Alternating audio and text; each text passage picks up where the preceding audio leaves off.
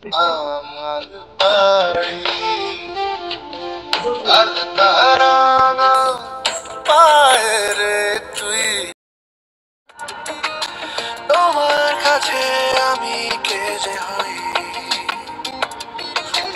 আছো তুমি এ দুনিয়া এলো রে বৈশাখ আজ প্রাণ নাচে এলিয়া দুলিয়া এলো রে বৈশাখ।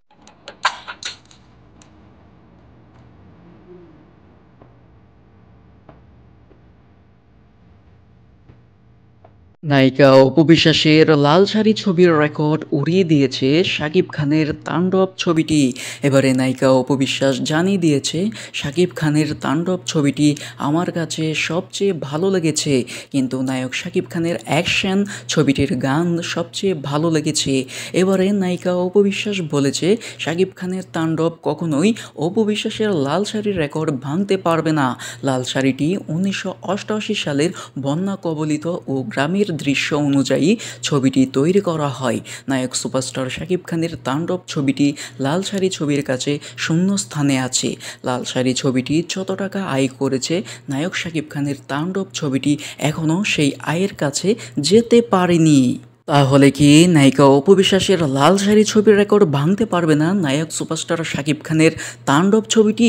শাকিব খানকে আমার সাথে টক্কর দিতে হলে আবার নায়ক শাকিব খান ও অপু বিশ্বাসের আবার সিনেমা তৈরি করতে হবে।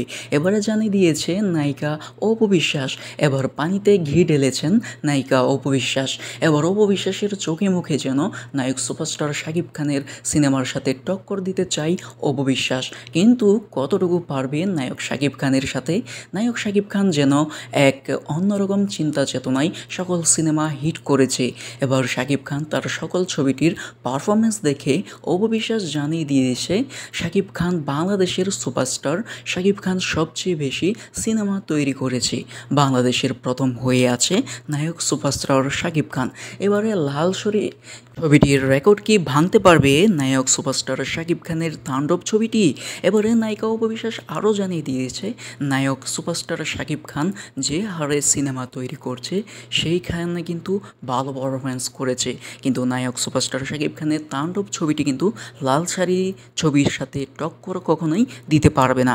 এ নিয়ে অপু বিশ্বাস আরও জানিয়ে দিয়েছে আমার ছবির সাথে টক্কর দিতে হলে নায়ক সুপারস্টার শাকিব খানের সাথে আমার ছবি তৈরি করতে হবে, জানিয়ে দিয়েছে অপু বিশ্বাস।